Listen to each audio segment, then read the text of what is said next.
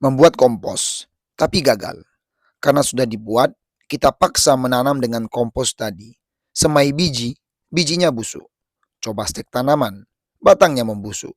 Punya tanaman hias, ditambah kompos tadi, malah mati. Sebenarnya, tidak ada istilah pengomposan yang gagal. Semua bahan organik pasti akan bisa dikompos dan terurai. Anda bisa bayangkan jika pengomposan kenal istilah gagal atau tidak terjadi sama sekali. Berapa juta ton sampah organik yang menumpuk tak terurai di planet kita setiap tahunnya. Yang terjadi sebenarnya adalah melambatnya proses pengomposan. Ada yang cepat, ada yang lama. Bahkan sangat lama sekali disebabkan adanya penghalang-penghalang yang mengganggu siklus organisme pengurai di dalam pengomposan. Pelambatan itu berarti prosesnya semakin lama. Mikroorganisme masih aktif pada pengomposan menyebabkan tanah menjadi asam, suhu tanah naik karena dekomposer masih bekerja, dan Anda bisa bayangkan apa yang terjadi pada tanaman.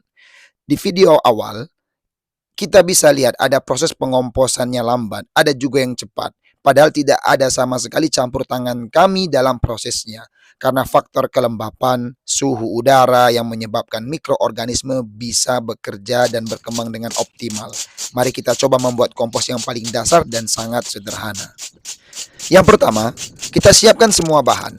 Di sini saya mengumpulkan sisa pakan dan kotoran kambing. Kenapa saya pilih sistem kandang tanah seperti ini? Ya tentu saja supaya murah, kotoran cepat kering dan tidak membusuk karena tidak terkonsentrasi pada satu tempat dan mudah hancur karena diinjak setiap hari oleh kambing. Sisa pakan kering berarti tinggi sumber karbon yang berfungsi sebagai sumber energi dan makanan bagi mikroorganisme pengurai yang mempercepat proses dekomposisi bahan organik. Bahan hijau berarti tinggi nitrogen. Ketersediaan nitrogen yang cukup dapat mempercepat proses pengomposan dengan memicu pertumbuhan mikroorganisme yang melakukan dekomposisi. Bahan yang kita gunakan berukuran kecil-kecil, yang berarti sirkulasi oksigen akan terjaga sebagai napas kehidupan dekomposer. Maka dari itu, saya menggunakan media simpan yang paling gampang, murah, namun efektif, yaitu karung. Sebab karung memiliki rongga sehingga sirkulasi udara menjadi cukup. Ini adalah anak kambing saya usia 2 bulan. Pejantannya kemarin saya gunakan kambing kacang, sedangkan indukannya kambing Jawa Randu. Sedang saya lepas sapi karena pertumbuhannya sudah sangat bagus. Idealnya, lepas sapi atau menyusu pada anak kambing adalah usia 3 bulan. Namun, kalau pertumbuhan sudah memungkinkan, bisa lebih cepat. Sehingga indukan segera kawin lagi dan cepat punya anak. Karena ternak ini kita jadikan bisnis. Jadi semua hal yang menguntungkan bisa kita lakukan selama bukan cara-cara yang dilarang. Setelah itu, kita siramkan dengan E4 sebagai tambahan mikroorganisme pengurai untuk mempercepat proses. Kalau tidak digunakan juga tidak apa-apa. Tapi biasanya proses akan lama. Ini kembali dengan selera masing-masing. Setelah itu, saya tambahkan air. Tujuannya untuk menjaga kelembapan. Ini penting sekali, sebab awal proses suhu kompos akan meningkat tajam. Bahkan bisa sampai 60 derajat. Maka akan terjadi penguapan dan membuat kering kompos. Selain itu, di suhu tinggi mikroorganisme akan mati. Proses akan menjadi lama. Jangan lupa, diaduk merata supaya semua bahan memiliki perbandingan campuran yang merata. Jika skala pabrik, ya mereka sudah menggunakan alat-alat berat seperti alat pengaduk dan eskavator untuk prosesnya. Saya kira wajar mereka jual cukup mahal, karena mereka menggunakan modal besar dalam prosesnya.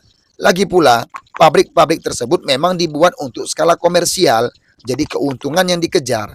Serta bisa saja mereka menggunakan bahan-bahan tambahan lain untuk mempercepat proses pengomposan. Karena semakin cepat produksi, semakin cepat pula barang akan dijual.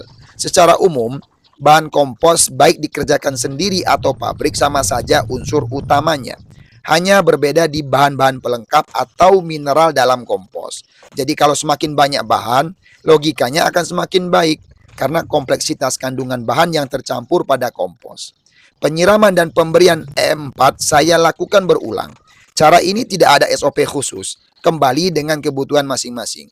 Kandungan air yang saya targetkan adalah bahan tersebut semuanya basah, tapi bukan basah yang hingga air menetes. Secukupnya saja. Karena beberapa hari tempat saya tidak hujan, jadi saya kerjakan di pagi hari. Karena bahan lembab dan cukup basah hasil dari embun yang menetes, sehingga tidak perlu banyak menyiram air. Jangan lupa, selama pengadukan, bahan-bahan plastik dibuang dan ranting-ranting yang cukup besar dibuang atau dipatahkan kecil-kecil dan dicampur ke dalam kompos. Setelah selesai, Saya masukkan ke dalam karung bahan-bahan tersebut tanpa perlu dipadatkan. Ya cukup diangkat karungnya dan dihentakkan saja agar bahan-bahan tersebut tersimpan merata. Ini bertujuan sirkulasi oksigen agar lancar di dalam karung. Dan karung yang berongga itu juga membantu cukup oksigen pada kompos. Sebab kalau padat dan tertutup rapat, mikroorganisme akan mati. Yang terjadi, mikroorganisme anaerob yang hidup tanpa udara yang akan mengambil alih pengomposan. Biasanya, kompos tidak bisa terurai sempurna. Yang kita dapatkan justru bau busuk yang sangat menyengat.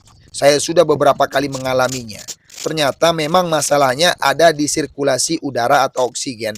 Kadang-kadang bahan itu tetap utuh, tidak hancur sama sekali karena memang tidak terurai sebab saya tutup rapat. Simpan di tempat yang lembab, tujuannya adalah menjaga kelembapan sekaligus memberi kesempatan jamur-jamur pengurai untuk mengambil alih pekerjaan mikroorganisme. Hal ini sangat penting untuk mempercepat pengomposan. Di sini saya tidak gunakan abu sisa bakaran karena akan membuat kondisi di dalam bahan pH-nya menjadi netral. Biasanya mikroorganisme butuh cukup asam untuk bekerja, terlebih khusus bahan-bahan yang mengandung protein yang akan menghasilkan asam amino untuk makanan bagi mikroorganisme. Ini adalah contoh hasil pengomposan yang sudah saya kerjakan 1 minggu yang lalu. Bagian atas masih basah, karena memang air menguap ke atas. Kalau kita cek bagian tengah, kita lihat bagian tengah kondisinya kering, kekurangan air. Jadi kita tambahkan air untuk menjaga suhu supaya jamur putih yang bisa kita lihat ini bekerja dengan optimal. Mungkin hanya itu yang bisa saya sampaikan pada video kali ini. Alhamdulillah tempat saya atau kandang saya sudah bersih. Kambing-kambing pun juga bisa nyaman untuk bergerak dan beraktivitas serta istirahat di kandang yang sudah bersih seperti ini. Dan kita mendapatkan kompos secara gratis dari kandang kita sendiri. Kami akhiri. Assalamualaikum warahmatullahi wabarakatuh.